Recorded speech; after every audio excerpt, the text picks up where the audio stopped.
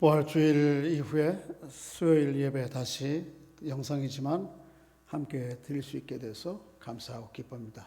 지난 주일 예배 후에 장로님들, 교육자들 팀을 나눠서 모처럼 여러분 가정을 방문하고 짧은 시간이지만 얼굴을 대면했는데 아주 격하게 반겨주셔서 감사드리고, 또 저뿐만 아니고 모든 팀들을 그렇게 하셨다고, 큰 감동이었다고 가신 분들의 그런 후문을 들었습니다.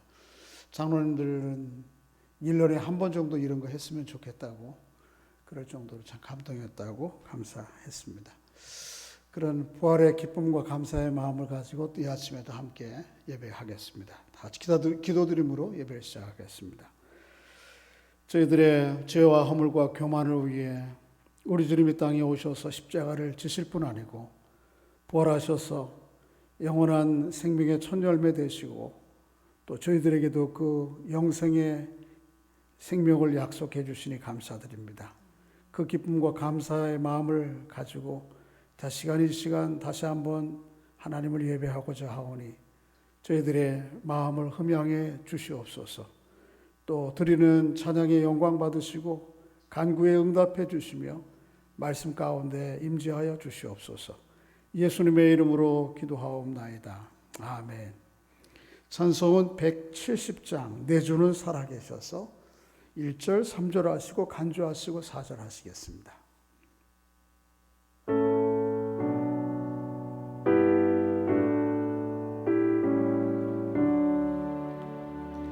내 주는 살아계셔 날 지켜주시니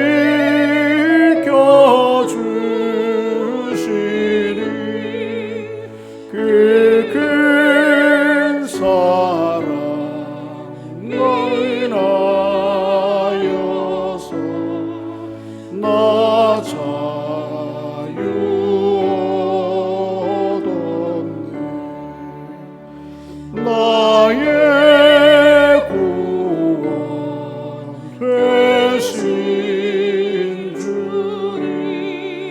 내 소망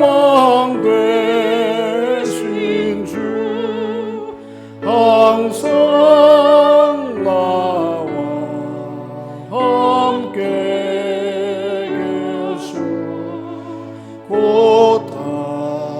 다시 오시리. 나를 거룩하게 하려 주 나를 부르니 주의 은혜 내게 넘쳐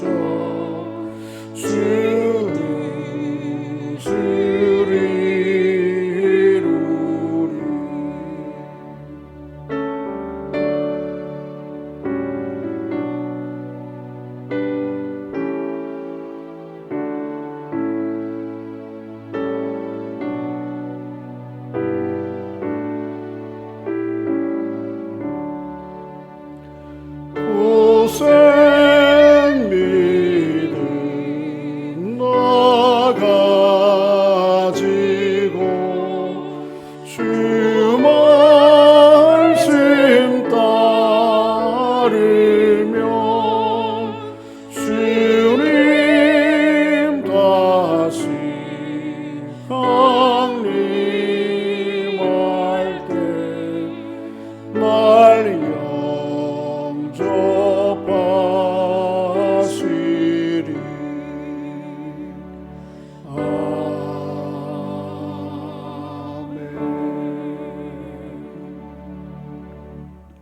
사도신경으로 신앙을 고백하겠습니다. 전능하사 천지를 만드신 하나님 아버지를 내가 믿사오며 그 외아들 우리 주 예수 그리스도를 믿사오니 이는 성령으로 잉태하사 동정녀 마리아에게 나시고 본디오 빌라도에게 고난을 받으사 십자가에 못 박혀 죽으시고 장사한 지 사흘 만에 죽은 자 가운데서 다시 살아나시며 하늘에 오르사 전능하신 하나님 우편에 앉아 계시다가 저리로서 산 자와 죽은 자를 심판하러 오시리라. 성령을 믿사오며 거룩한 공회와 성도가 서로 교통하는 것과 죄를 사하여 주시는 것과 몸이 다시 사는 것과 영원히 사는 것을 믿사옵나이다. 아멘. 찬송 282장 찬송입니다. 6절까지 있는데 1절부터 5절 하시고 간주하시고 6절 하시겠습니다.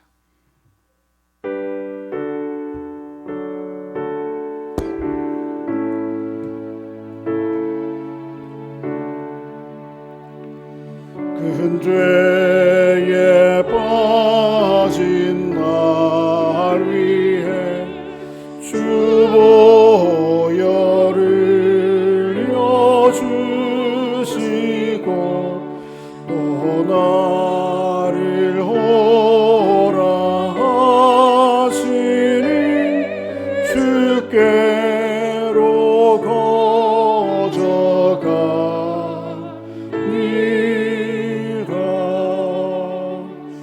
내 죄를 씻는 능력은 주 보혈밖에 없으니 정하게 되기 원하여 주께로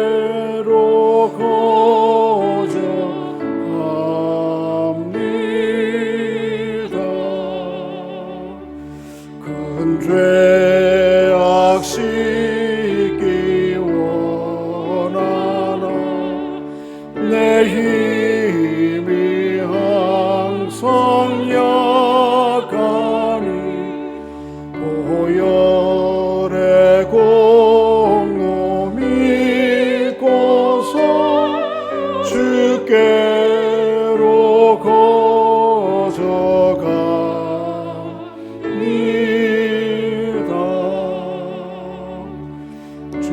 죄가 심히 무거워 구하여 주리 없으니 내 의심 떨쳐버리고 주께로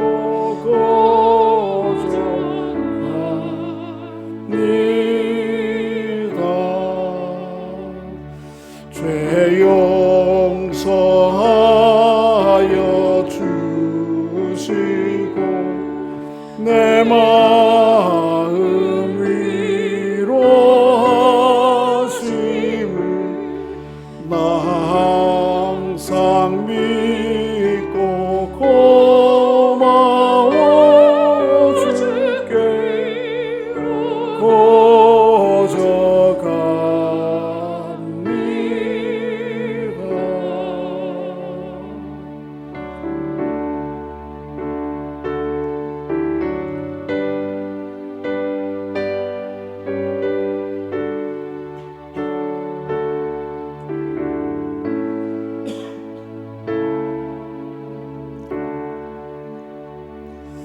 주 예수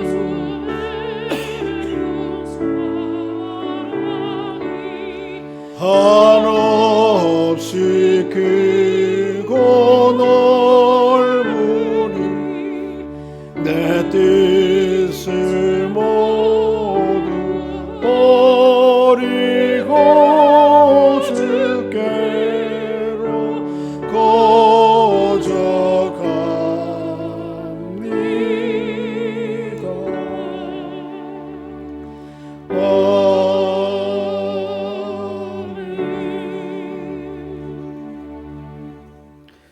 하나님 말씀은 레위기 7장 11절 말씀부터 21절까지입니다.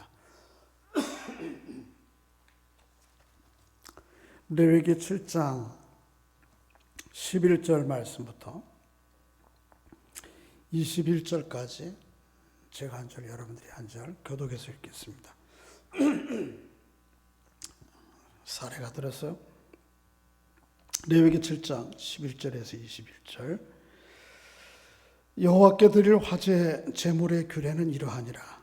만일 그것을 감사함으로 드리려면 기름 섞은 무교병과 기름 바른 무교 전병과 고운 가루에 기름 섞어 구운 과자를 그 감사 제물과 함께 드리고 또 유교병을 화목제의 감사 제물과 함께 그 예물로 드리되 그 전체 예물 중에서 하나씩 여호와께 거제로 드리고 그것을 화목제에 피를 뿌린 제사장들에게로 돌릴지니라.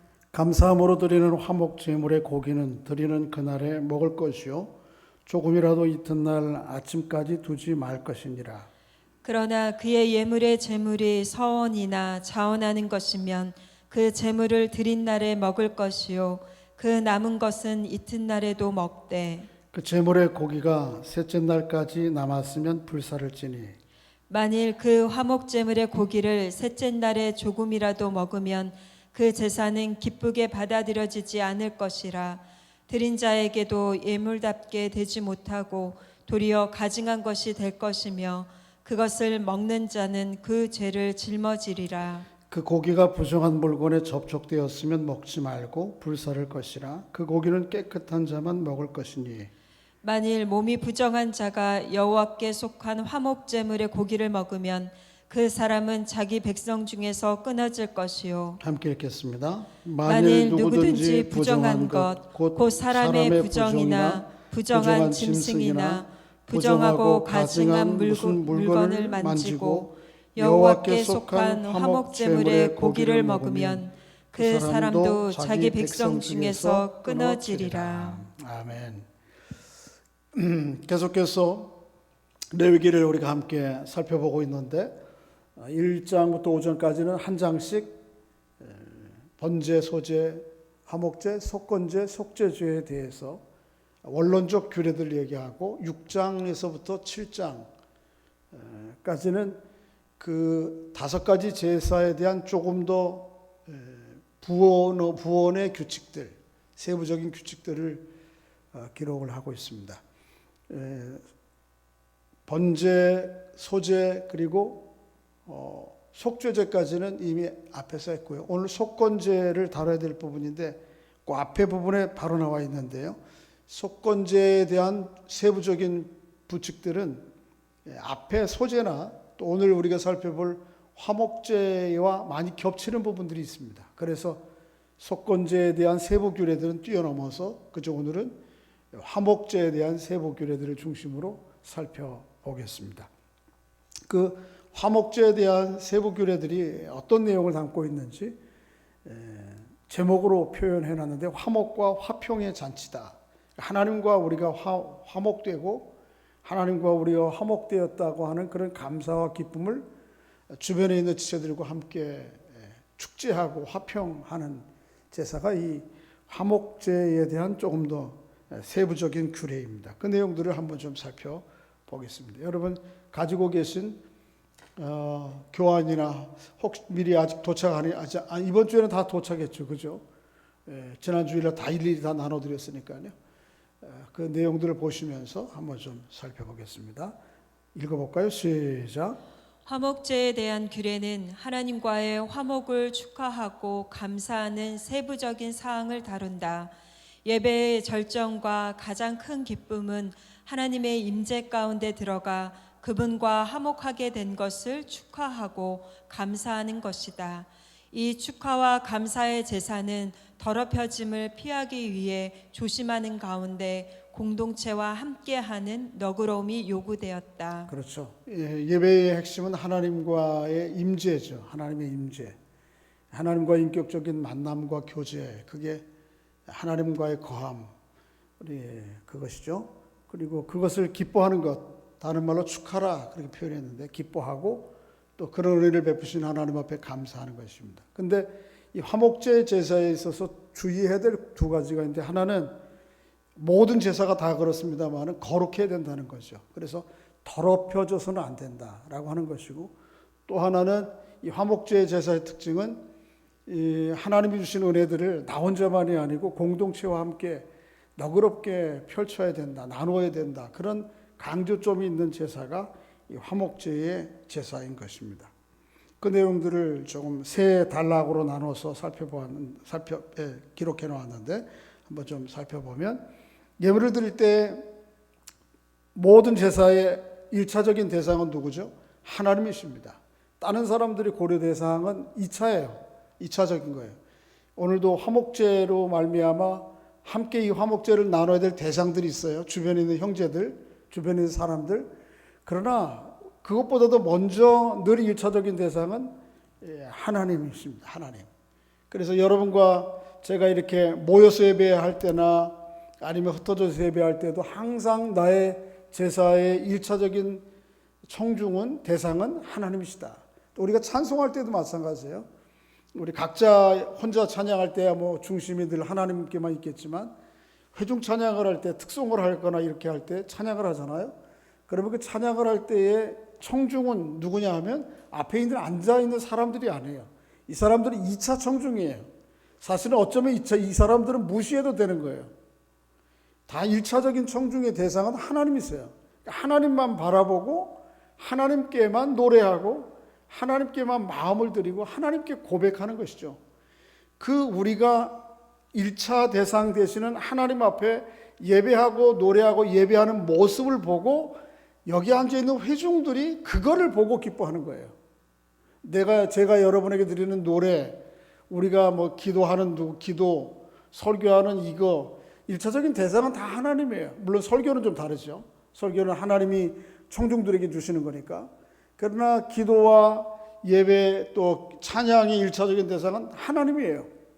그리고 그 하나님 앞에 우리가 중심을 다해서, 성심을 다해서 예배할 때 우리가 중심을 다해서, 성심을 다해서 아름답게 노래하고 기도하는 모습을 보고 청중들은 그 모습을 보고 하나님 앞에 함께 기뻐하고 감사하는 것입니다.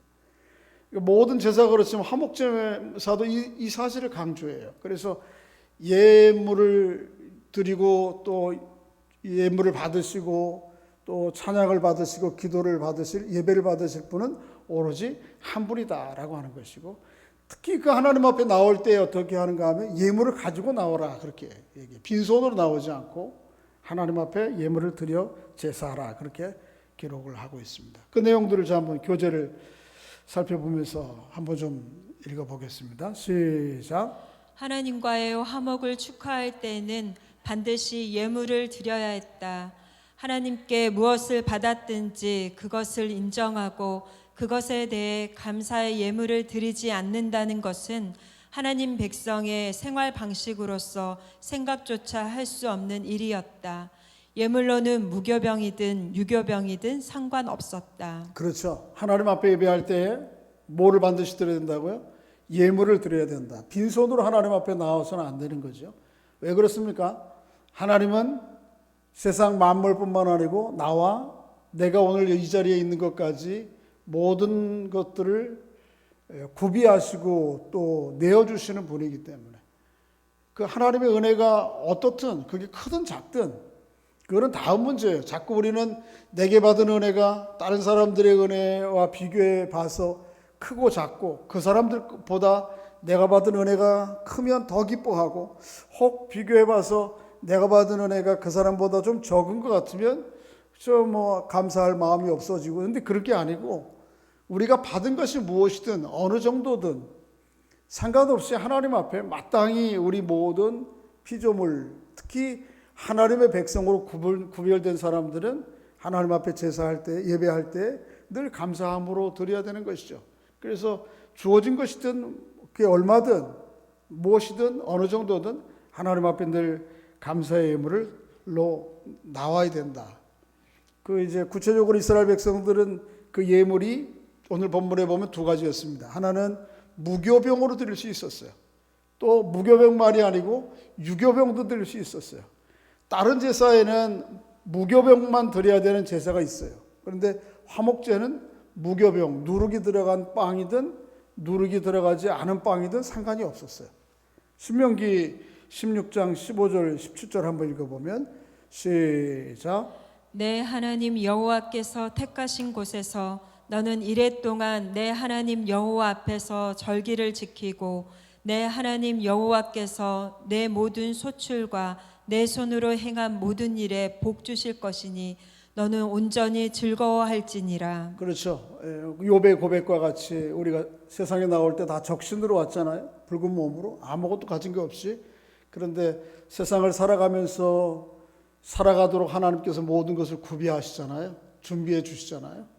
하나님께로부터 받지 않은 것이 뭐가 있겠어요?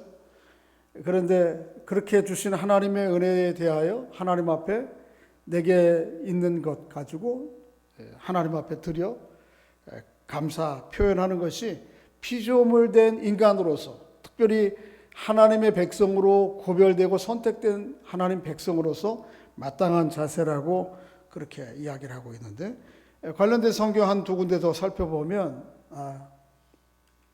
거기 한번 더 읽었군요. 16절 17절 시작.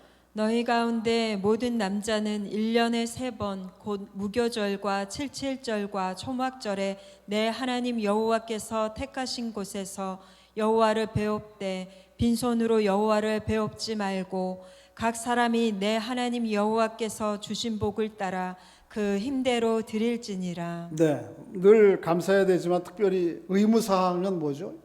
이스라엘 유대인들의 성인 남자는 이 3번은 항상 무교절, 칠칠절, 초막절에는 하나님 앞에 의무적으로 와서 예배를 드려야 되는 거예요. 화목제의 감사제다가 제사가 어떤 사람은 일주일에 한 번씩, 어떤 사람은 매일 드릴 수도 있겠고요. 어떤 사람은 한 달에 한 번 이렇게 할 수도 있어요.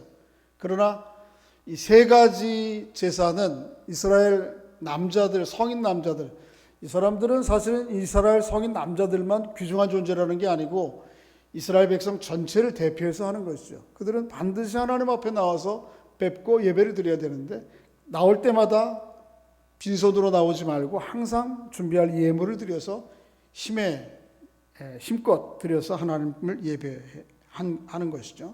그게 이제 하나님 백성들의 마땅한 자세입니다. 시편도 그런 내용들을 한번 좀 살펴보면 시편 104편 27절 29절 시작. 이것들은 다 주께서 때를 따라 먹을 것을 주시기를 바라나이다.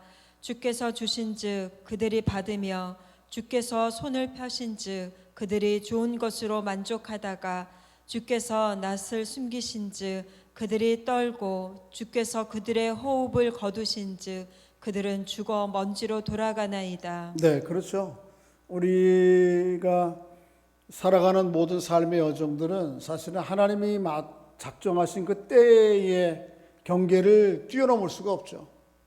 그래서 하나님의 때를 따라 주시는 은혜로 우리는 살아가는 것입니다. 그래서 하나님께서 주시면 손을 펴서 받고 좋은 것으로 만족하다가 또 하나님께서 때를 거두시고 낯을 거두시면 어떻게 되는 거죠? 봄꽃 떨어지셔 세상에 사라지는 것이 인간의 존재인데, 그렇게 모든 것이 하나님의 주권과 섭리 가운데 이루어지는 것을 기억하고 그분 앞에 마땅하게 반응을 보이며 살아가는 것이 우리 그리스도인의 자세고 또 모든 피조물들의 자세인 것이죠. 시편 16편도 유사한 말씀이 있는데 시작. 내게 주신 모든 은혜를 내가 여호와께 무엇으로 보답할까?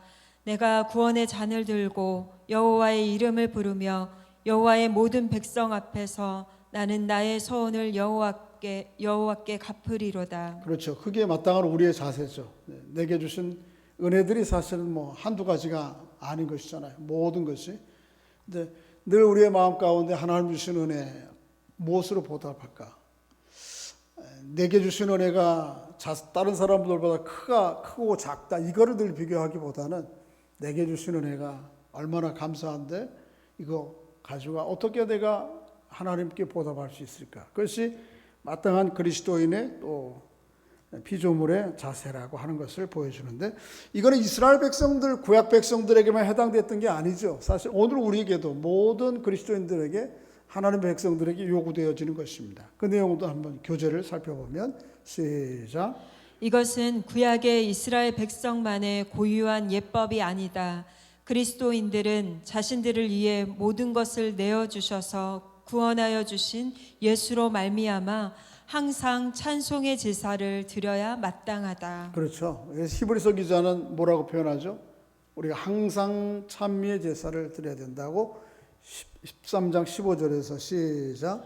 그러므로 우리는 예수로 말미암아 항상 찬송의 제사를 하나님께 드리자. 이는 그 이름을 증언하는 입술의 열매니라. 네. 구약 백성들은 몇 번 제사가 의무였어요? 1년에 3번. 그죠? 77절 무교절, 장막절. 그런데 오늘 우리에게는 어떻게 하죠? 예배가 항상 하나님 앞에 예배하는 것이 우리들의 자세인 것이죠. 오늘 화목제는 그런 의미를 담고 있습니다. 그래서 하나님과 우리가 화목되었다고 하는 것을 늘 언제라도 나올 수 있는 거예요. 화목제는 하나님 주신 마음, 감사의 마음, 은혜에 대한 감사의 마음이 있으면 언제라도 와서 하나님 앞에 드리고, 또 그렇게 드릴 때 한 가지 좀 규례는 뭐냐 하면 이 예물을 하나님 앞에 드려서 드린다는 것입니다. 그게 거제의 예물로 드린다라고 하는 것인데, 교제를 좀 그래서 데살로니가전서 5장에 보면 항상 기뻐하고 쉬지 말고 범사에 감사하는 거, 이게 그리스도인의 자세죠. 그런데 그것을 드릴 때 뭐로 드린다고요? 거제로 드린다. 거제한다는 게 뭐죠? 이게 들어서 드린다는 것입니다. 들어서 한번 좀 교제를 읽어보겠습니다. 시작. 화목제물에 감사의 제물 중에 하나씩은 반드시 여호와께 거제로 드려야 했다.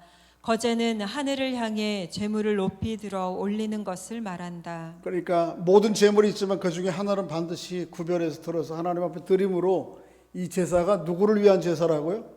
하나님만을 위한 제사. 그렇게 이 제사를 받으시는 유일한 분은 당신 한 분밖에 없습니다 라고 이런 신앙의 고백이 들어있는 것이죠. 그게 이제 화목제에 들어있는 첫째 가장 중요한 의미입니다.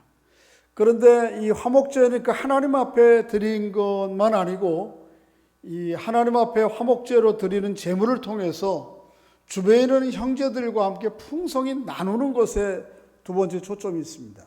그게 이제 오늘 본문 17장 15절부터 18절에 있는 말씀의 내용인데, 한번 좀 읽어보겠습니다. 15절 읽어보겠습니다. 시작. 감사함으로 드리는 화목제물의 고기는 드리는 그날에 먹을 것이요 조금이라도 이튿날 아침까지 두지 말 것이니라. 왜 이튿날까지 남겨두지 말라고 그러셨는가?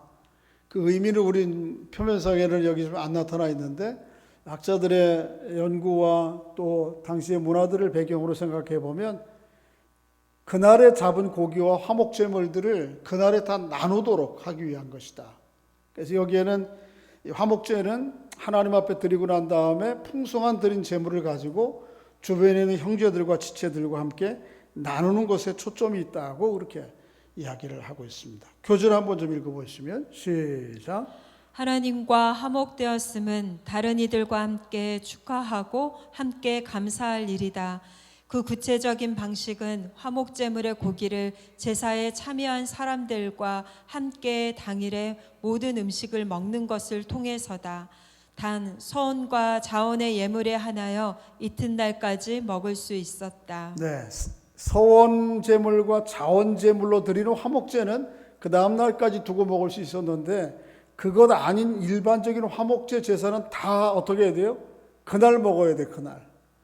그날 이후에 3일 이후에 얼마 이후에도 먹으라고 하면 우리끼리만 먹고 또 남은 거 어떻게 하죠? 뒤로 싸두었다가 먹을 수 있을 거 아니에요. 그러면 계속해서 우리만 먹게 되잖아요. 그런데 화목제 제물을 준비하는 게 아주 많은데, 그런데 우리 식구는 사실은 그거를 오늘 다 먹을 방법이 없어요. 숫자가 몇 명 안 돼. 내 주변에 있는 형제들은. 그러면 어떻게 해야 되겠어요? 이걸 다 먹어야 되잖아요. 그게 규례잖아요. 그러니까 어떻게 해야 돼요? 주변에 이웃들에게 나눠줘야 되겠죠. 일부러 나눠주러 집을 찾아다닌 건 아니지만 이 화목제물을 다 소용할 수 있는 사람들을 초대하는 것입니다. 이웃들을. 그래서 그 예배에 참석시켜. 그래서 참석한 사람들은 누구든, 그게 자기의 제사가 아니어도 꼭 그 사람이 누구든 신분이 어떻든 뭐 그와 제사를 드리는 사람들과 관계가 어떻든 그 사람들은 누구나 다 먹을 수 있는 거예요. 그렇게 함으로 인해서 이 제사가 하나님 앞에 제사만이 아니고 공동체가 풍성해지도록 하기 위한 것이죠. 조금 더 읽어보겠습니다. 시작. 예배자는 제사에 참여한 모든 사람 곧 과부, 고아, 가난한 사람, 제사장, 레위인 모두와 함께 음식을 먹었다. 계속해서 좀 더 읽어야 되겠습니다. 이 제사에 담긴 하나님의 의도는 하나님이 특정한 개인에게 복을 주셔서 그것을 넉넉하게 함께 나눔으로써 다른 사람들도 함께 복을 누리게 하려는 것이다. 이것은 백성들을 하나가 되게 하는 방법이기도 했다. 그렇죠. 하나님 앞에 어떤 사람이 제사를 드리면 주변 사람들도 그 덕분에 어떻게 되죠? 풍성하게 누리는 거예요. 풍성하게. 그렇게 함으로 인해서 그 사람들도 하나님께서 저 사람만 아니고 우리 공동체에 복을 주시는구나. 또 반대로 내가 하나님 앞에 제사를 드려서 풍성한 양식을 준비해서 이거 당일날 먹어야 되니까 많은 사람들을 초대해서 함께 그 기쁨을 나누고 나를 통해서 또 다른 사람들에게 하나님의 복이 흘러가도록 하게 하는 거예요. 이게 화목제에 담긴 내용이죠. 그래서 한 사람에게만 복 주시는 것이 아니고 우리 공동체 전체에 복을 주셨다. 이런 것이죠. 제가 어려서 시골에서 자랐는데 시골에 저희 고향이 집성촌이었어요. 그래서 홍시성을 가진 사람들이 모여 사는 동네였단 말이에요. 한 거의 80% 이상 90%는 다 홍시성만 집안들이죠. 가깝게는 사촌, 육촌, 팔촌. 그래 홍시 그런 집성촌 안에 마을에 살다 보면 가정마다 대소사가 있어요. 결혼을 한다든지 아니면 누가 돌아가신다든지 집안의 어르신이 그러면 그 돌아가시면은 보통 한 3일장 요즘도 그렇게 하잖아요. 시골에서 3일장 한다고요. 그러면 3일장 내내 우리 집에는 밥을 안 해요. 집에서 어머니가 아버지도 낮에 그냥 하루 종일 3일 동안 그 집에 가서 그 일을 치르는 일들을 함께 돕고 어머님은 또 많은 손님들이 왔다 가니까 그 손님들을 치르기 위해서 음식을 만들고 설거지하고 이거 하는 일들을 해. 어머니 아버님이 다 예를 들어서 육촌 당숙댁에 가서 3일 동안 일하면 집에서 음식을 안 만드니까 우리는 3일 내내 거기 가서 밥 먹는 거예요. 학교 갔다 와서도 학교 가기 전에 아침 거기서 먹고 가고 갔다 와서도 또 먹고 그 다음 날도 또 아침 거기 가서 먹고 갔다 와서 밥 먹고. 근데 어린 마음에 제 생각에 하여튼 초상 나는 날은 기쁜 날이에요. 우리 잔치야. 잔치. 왜냐하면 이 잔치 음식은 장례 음식이라 할지라도 이게 걸치잖아요. 평소에 먹지 않던 고기도 있죠. 또 여러 다양한 음식들이 있고. 그러니까 그래서 또 거기에다가 우리 시골에서는 좀 여러분들 좀 듣기엔 좀 어떨지 모르는데 시골에서는 이렇게 가지고 놀 게 없었어요. 근데 돼지를 잡으면 돼지 오줌볼을 가지고 이렇게 묶어가지고 그걸 축구공을 만들어가지고 또 애들에게는 또 아주 평소에 경험하지 못해보는 색다른 경험이에요. 그래서 누가 돌아가셨다 그러면 그 집도 그렇고 우리 집안 전체도 사실은 약간 슬픈 일인데 어린 마음에 이게 아주 신나는 일이에요. 하나님 앞에 이스라엘 백성들이 어떤 사람이 화목제를 드린다 그러면 그 사람과 그 가정만이 아니고 그 주변 사람들도 신나는 거예요. 왜? 그날 어떻게 하겠다? 실컷 먹겠구나. 풍족히 먹겠구나. 이스라엘 땅에 그렇게 풍족하게 많았겠어요. 근데 옛날 고대가 다 그랬잖아요. 특히 그래도 좀 여유가 있는 사람들은 언제나 좀 풍족하게 흡족하게 양식을 먹을 수 있겠지만 가난한 사람들, 그죠? 또 그런 사람들은 풍족히 못 먹는데 그 어떤 사람이 화목제 드린다 그러면 그날은 음식 준비한 거 그날 다 먹어야 되니까 누구라도 다 초대하는 거예요. 제가 기억해 보면 그런 장례를 칠 때 보면 어떻게 알고 오는지 이 거린들이 이렇게 몰려옵니다. 그것도 혼자 안 오고 때로 와요. 때로 그룹을 지어서 다녀요. 그러면은 그 장례를 치르는 그 상을 차리는 사람들이 그 거린들은 사실은 우리 집성촌의 동네 사람들과 하고 거의 상관이 없는 사람들이거든요. 그럼에도 불구하고 이 큰 잔치에 온 사람들 그냥 돌려보내면 안 된다고 해서 아주 그런 강조해서 얘기하는 게 제가 귀에 박혀 있어요. 그 사람들 뭐 이렇게 소홀히 다루지 말라고. 음식이 뭐 한 10대까지 올라간다 그러면 에이 거지들이니까 만 두세 가지 국밥 주지 뭐 이렇게 하지 말고 모든 걸 풀 세트로 상을 차려서 그들에게 뭐 마당에 이렇게 곳곳에 앉아서들 뭐 다 멍석 펴고 밥을 먹는 거니까 그때 다 주는 거예요. 그렇게 함으로 인해서 경내에 들어와 있는 모든 사람들이 이게 복을 누리는 거죠. 화목제에는 그런 의도가 들어있어요. 그래서 당일에 먹으라는 이유는 그런 의도가 있는 것이죠. 이걸 당일에 다 음식을 처리해야 돼. 그렇게 하려면 음식에 합당하게 많은 사람들을 불러 모아야 되는 거예요. 가까운 친척, 이웃, 친구들을 다 모아서 그래서 자신이 하나님의 법받은 화목에 대한 감사와 은혜들을 옆에 사람들에게 또 흘러가도록 하게 하는 것. 참 멋진 제사인 것 같아요. 나머지 좀 부분들을 좀 더 읽어보면 시작. 모든 사람들이 화목제를 드린 사람의 축복으로부터 이익을 얻을 수 있었다. 이것은 백성들로 하여금 하나님께서 다른 사람들에게 복을 주시는 것을 기뻐하며 자신을 비롯하여 회중 가운데 있는 다른 이들에게도 더 많은 것을 베풀어 주도록 기도하게 이끌어 주었다. 그렇죠. 다른 사람 복 받은 걸 어떻게 해야죠? 기뻐하는 거지. 그렇게 하게 되면. 또 어떻게 해요? 그것들을 통해서 더 우리에게 나와 그 사람에게 하나님이 풍성한 복을 주시도록 기도할 수 있었죠. 우리는 어떤지 모르겠어요. 우리는 딴 사람이 어떤 은혜 많이 받은 일이 있어서 그 일을 가지고 하나님 앞에 기쁨의 제사를 드릴 때, 야 정말 박수 쳐서 함께 기뻐하는가?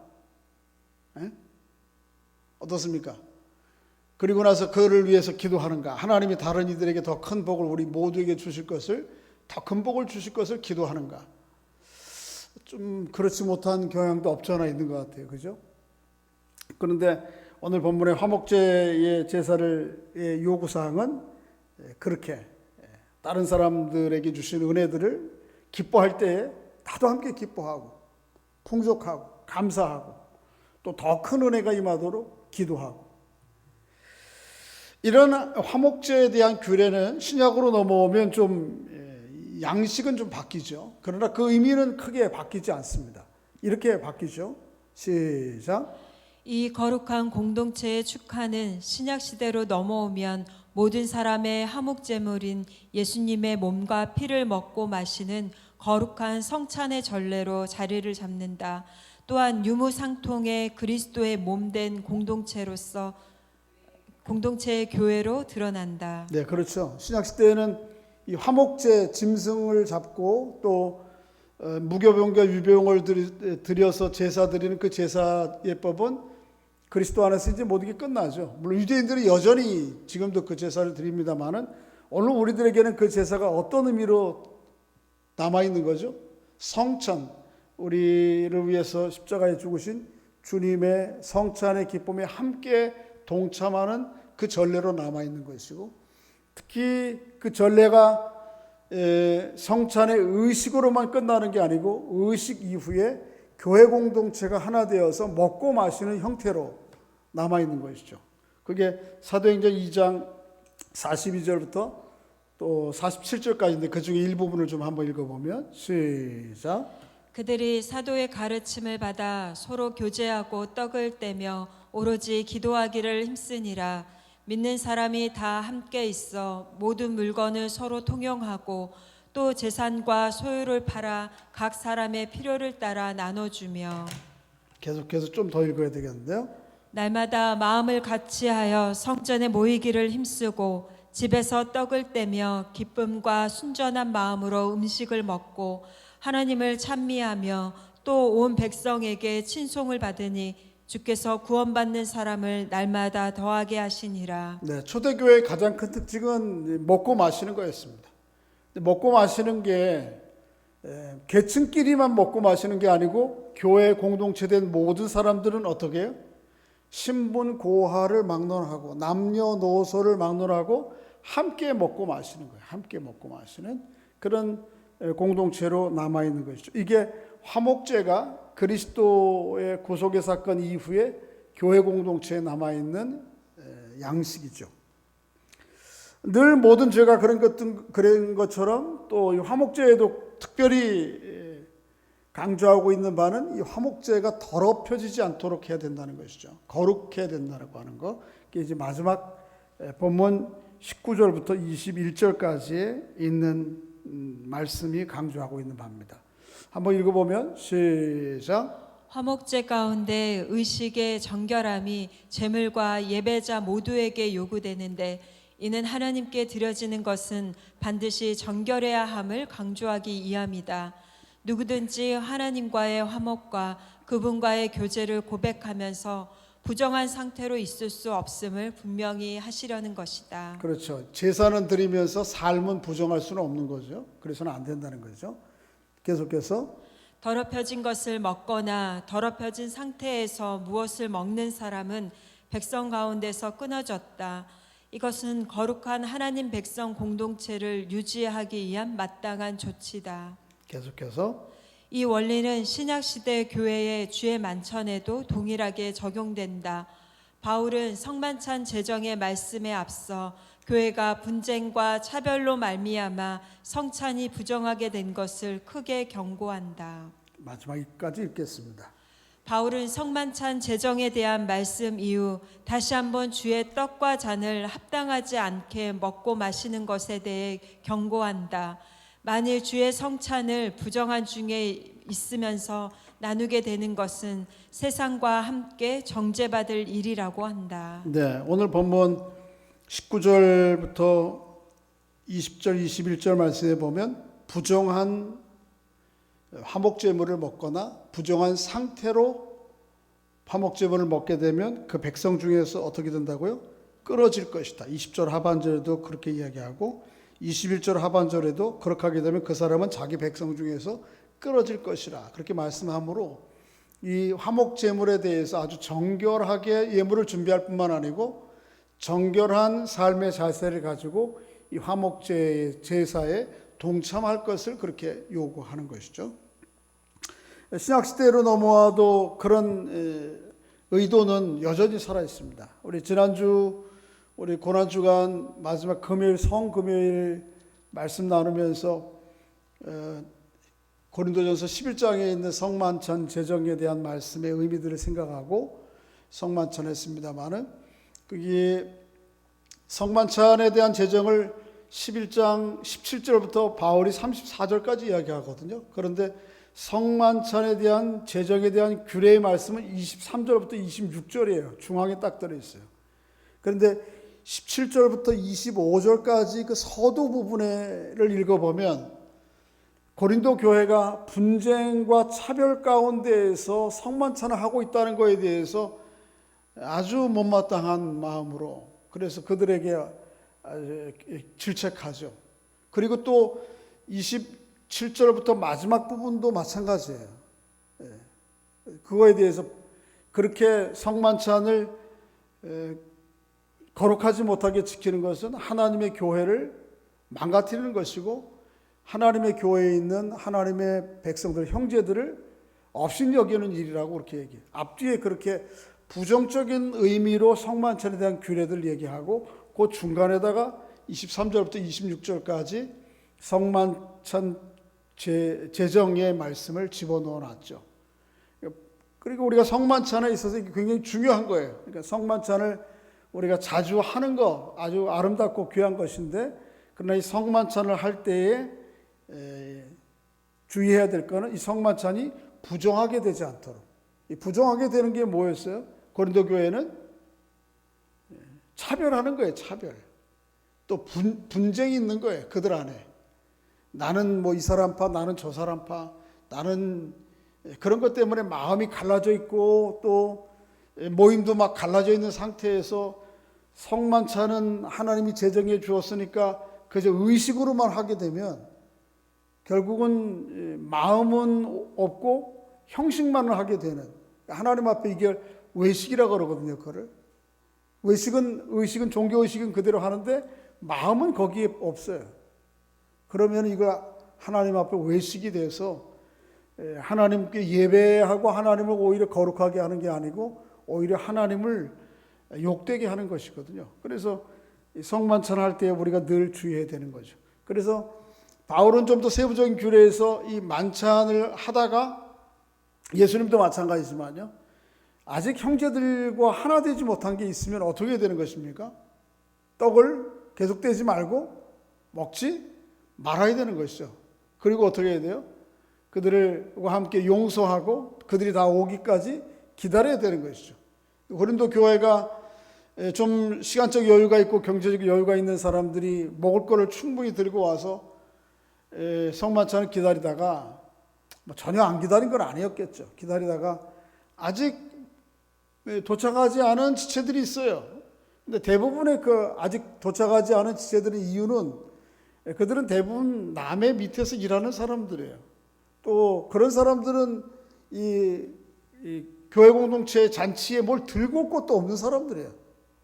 그러니까 이제 먼저 가져온 사람들이 뭐 나중에 오는 사람 뭐 가져올 것도 없을 건데 이렇게 무시해버리고 먹어버리면 실제적으로 그들이 가져올 게 없다 할지라도 그렇게 해서는 안 된다는 거죠. 그래서 바울이 이야기하는 것은 그들이 다 올 때까지 다 기다려서 비록 내가 들고 온 것이지만 이게 내 것이 아니고 우리의 것이라고 나눠야 되는 것이죠.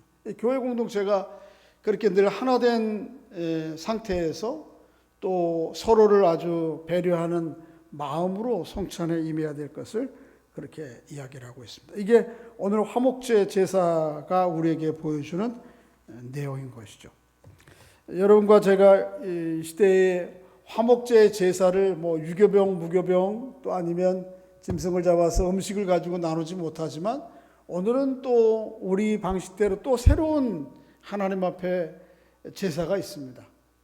예배 형식을 취한 그런 제사, 또 성만찬을 통한 그런 제사도 있겠지만 뭐 꼭 그런 의식과 제사가 아니더라도 이런저런 모양의 공동체의 음식 나눔들이 있잖아요. 그럴 때 먹을 만한 사람들, 많이 있는 사람들끼리만 먹는 게 아니고 그렇지 못한 처지의 형편에 있는 사람들도 동일한 형제 자매로 생각을 해서 오히려 어쩌면 그들을 더 배려해 주어서 그래서 이 모든 제사가 우리 모두의 하나님 앞에 화목제물이 되고 또 그렇게 할 때 그들도 주변 사람들의 하나님 앞에 감사의 제사로 말미암아 나도 더 감사가 풍성해지는 그런 일들이 이렇게 순환이 이루어지도록 그런 제사가 오늘 화목제 제사라고 하는 것을 오늘 배우게 되었습니다. 자, 오늘 찬송하고 또 우리 마지막 말씀 중심으로 기도하고 또 상황을 위해서 한 가지 기도하고 마치도록 하겠습니다. 마지막 찬송 283장입니다.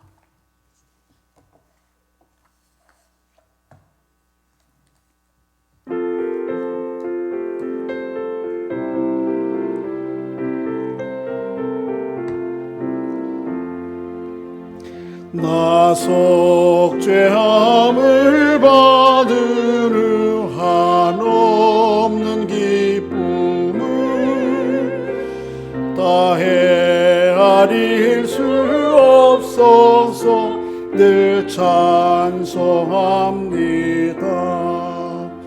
나 속죄받은 후 나 속죄받은 후 주를 찬미하겠네.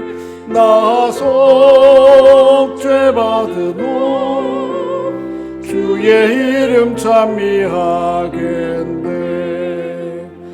나 속죄함을 받은 후 내 마음이 새로워 주 뜻을 준행하면서 죄 길을 버리네. 나 속죄받은 후 나 속죄받은 후 주를 찬미하겠네. 나 속죄받은 후 주 주의 이름 찬미하겠네. 나속 죄함을 받은 후 성령이 오셔서 하나님 자녀 된 것을 곧 증언합니다. 나속 죄 받은 후 나속 죄 받은 후 주를 찬미하겠네. 나속 죄 받은 후 주의 이름 찬미하겠네.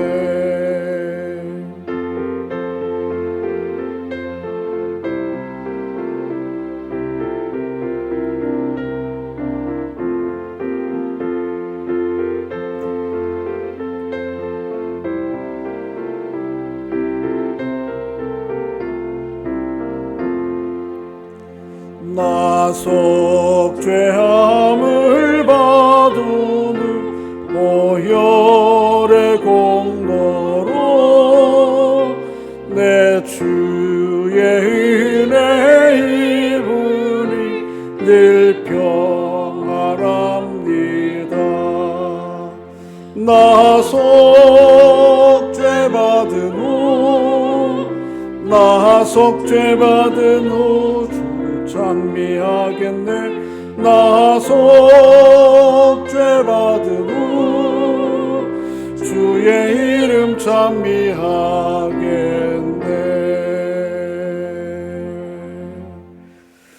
오늘 말씀을 생각하시면서 두 가지, 그리고 우리 상황을 위해서 마지막 한 가지 더 기도하고 예배 마치겠습니다. 한번 좀 기도 제목을 한번 읽어보겠습니다. 하나님이 만물의 주관자이심을 신뢰하며 저에게 베풀어 주신 은혜에 대해 자족하며 항상 찬미의 제사로 온전히 반응할 수 있는 믿음을 주옵소서. 하나님이 저에게 베풀어 주신 은혜를 주변에 있는 지체들과 풍성히 나눔을 통해 하나님께 영광 돌리게 하옵소서. 제가 주의 복의 통로되게 하옵소서. 바이러스 문제를 통해 드러난 저희의 죄와 교만을 긍휼히 여겨 주옵소서. 속히 모든 문제가 진정되게 하시어 자유롭게 예배할 수 있도록 인도하옵소서. 네, 세 가지인데요. 처음 두 가지는 오늘 말씀을 생각하시면서 우리 자신들을 위해 기도하시고, 마지막 이 시대의 상황과 여건들을 위해서 우리가 함께 중보기도하고 주기도문 하며 마치겠습니다.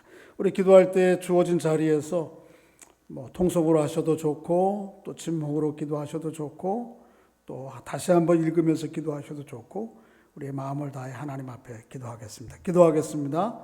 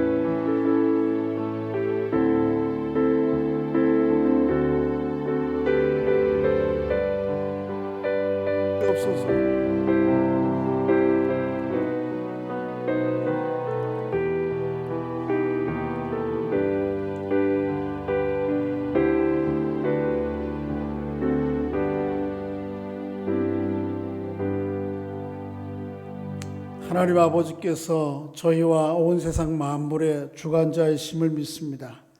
저희에게 베풀어 주신 은혜에 늘 자족하게 하시고 또 주신 은혜에 무엇으로 보답할까 늘 감사하며 살아가는 저희들 될 수 있도록 은총을 베풀어 주시옵소서.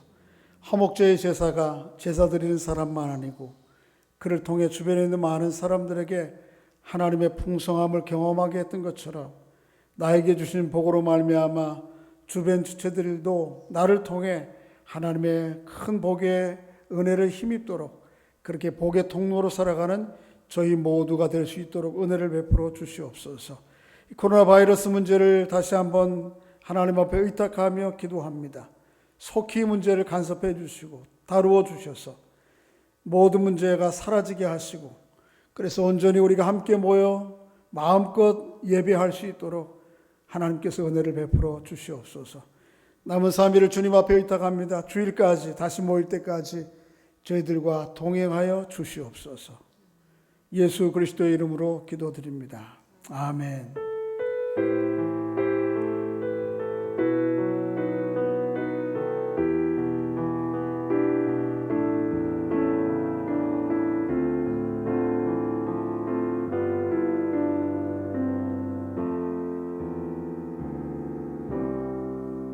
주님 가르쳐신 기도로 예배를 마치겠습니다.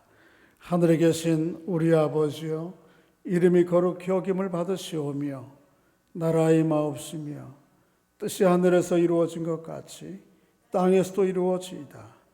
오늘날 우리에게 일용할 양식을 주옵시고 우리가 우리에게 죄 지은 자를 사하여 준 것 같이 우리의 죄를 사하여 주옵시고 우리를 시험에 들게 하지 마옵시며 다만 악에서 구하옵소서. 대개 나라와 권세와 영광이 아버지께 영원히 있사옵나이다. 아멘. 예배를 마치겠습니다. 주일까지 평안하시고 주일날 또 영상으로 예배 함께 하겠습니다.